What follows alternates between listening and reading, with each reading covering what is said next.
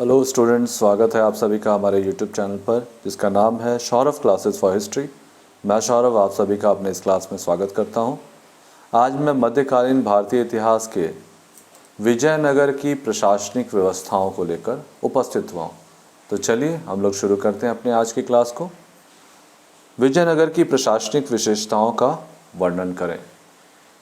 दक्षिण भारतीय राज्यों में विजयनगर की प्रशासनिक व्यवस्था मध्यकालीन भारतीय इतिहास में काफ़ी महत्वपूर्ण है।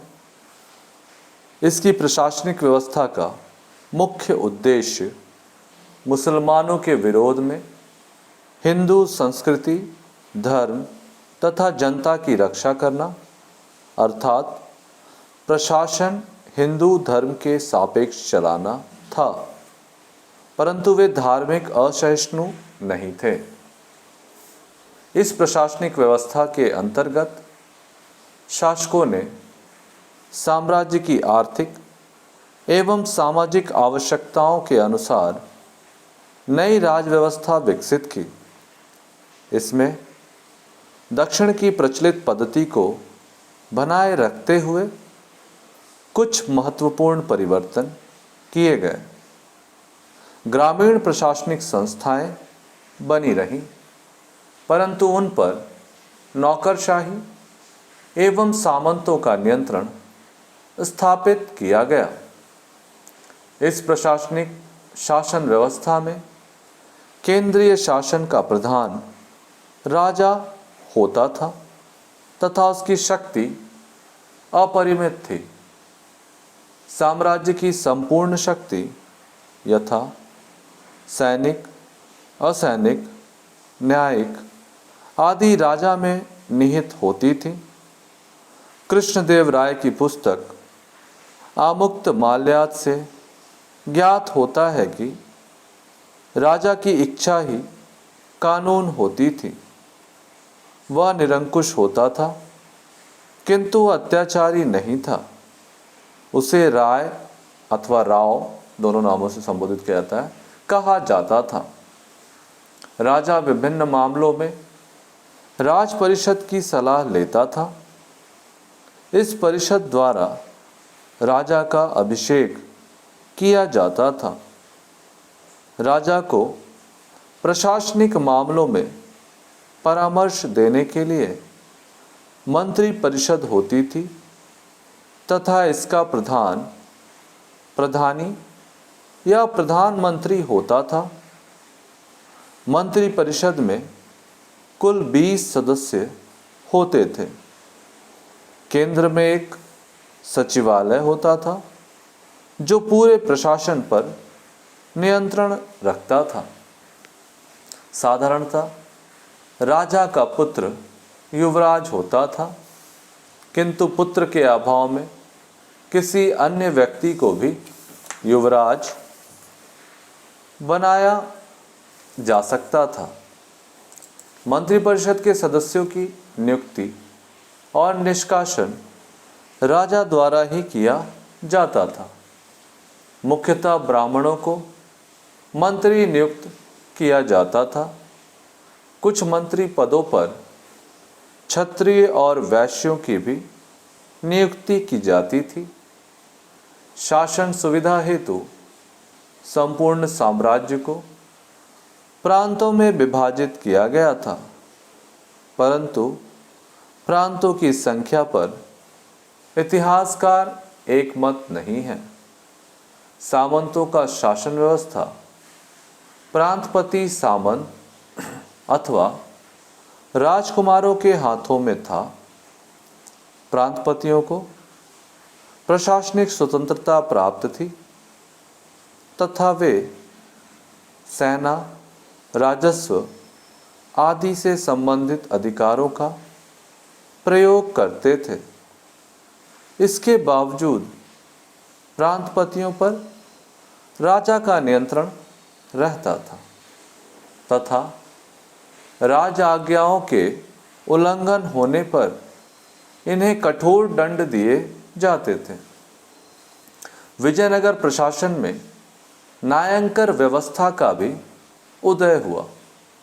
सेना नायकों को नायक कहा जाता था। वे अपने क्षेत्र में शांति व्यवस्था बनाए रखते थे। अपने उत्तरदायित्व का निर्वाह नहीं करने पर वे दंड के भागी बनते थे।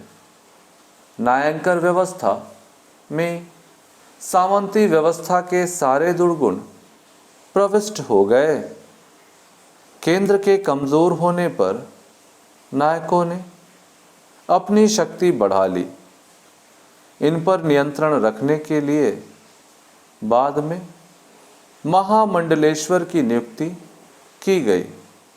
तथापि इन पर नियंत्रण स्थापित नहीं किया जा सका।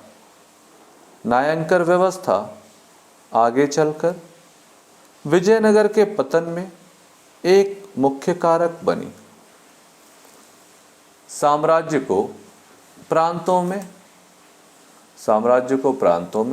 प्रांतों को मंडल में तथा मंडलों को जिले में विभाजित किया गया था, जिसे वलनाडु अथवा कोट्टम भी कहा जाता था। वलनाडु को नाडुओं में तथा नाडुओं को मेलाग्रामों में विभक्त थे।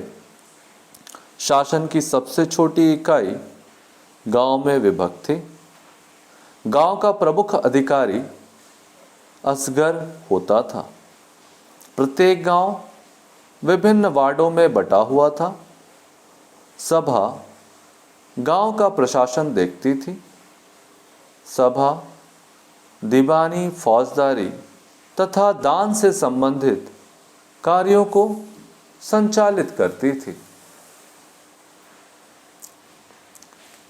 विजयनगर के शासकों ने हिंदू धर्म पर आधारित निष्पक्ष एवं कठोर न्याय की व्यवस्था की थी। राजा सर्वोच्च न्यायाधीश होता था। इसके अंतर्गत स्तरीय, प्रांतीय एवं स्थानीय न्यायालय तथा न्यायाधीश होते थे। निचली अदालतों के फैसले के विरुद्ध ऊपर के न्यायालय या राजा के पास अपील की जाती थी।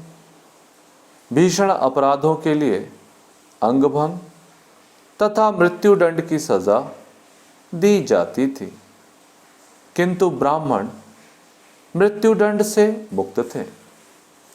विजयनगर की सेना विशाल, स्थायी तथा सुदृढ़ थी। इसमें पैदल, घुड़सवार, हाथी तथा तोपखाने थे। यद्यपि सैन्य व्यवस्था सामंती सिद्धांत पर आधारित थी, तथापि इस पर कठोर निगरानी भी रखी जाती थी। सेना का प्रधान दंडनायक होता था। यद्यपि सैन्य व्यवस्था में सामंती व्यवस्था के अंतर्निहित दोष विद्यमान थे, तथापि इनकी सेना सुसंगठित थी।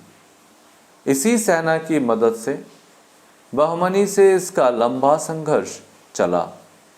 इसके अलावे पुलिस विभाग की भी स्थापना की गई थी, जिस पर राज्य की आंतरिक शांति एवं सुरक्षा का उत्तरदायित्व था। राज्य की आय का मुख्य साधन भूमि कर था, जो उपज का 1/6 भाग होता था। इसके अतिरिक्त सिंचाई, लगान, चारागाह, उद्यान, व्यापारिक करों से भी राज्य को आय होती थी। राजस्व प्राप्ति हेतु वैश्याओं और पशुओं से भी करों की वसूली की जाती थी। इस प्रकार उनकी राजस्व व्यवस्था सुदृढ़ थी। आइए अब इसका निष्कर्ष देखते हैं, कंक्लूजन। इस प्रकार स्पष्ट है कि विजयनगर की प्रशासनिक स्थिति तात्कालीन सामाजिक आर्थिक आवश्यकताओं के अनुरूप बनाई गई थी। उन्होंने पूर्ववर्ती चोल चालुक्यों की प्रशासनिक तत्वों को मूलतः अपनाया, परंतु उसमें समयानुसार बदलाव भी किए।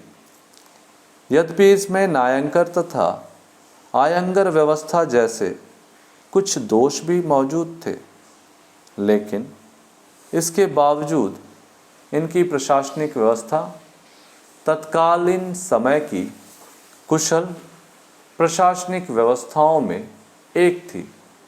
इस प्रशासनिक व्यवस्था की मुख्य विशेषता यह थी कि यहाँ के शासक, जिन्हें राय या राव कहते हैं, ने प्रजा के कल्याण एवं समृद्धि पर विशेष बल दिया। तो आज के लिए हमारा विषय यहाँ समाप्त होता है।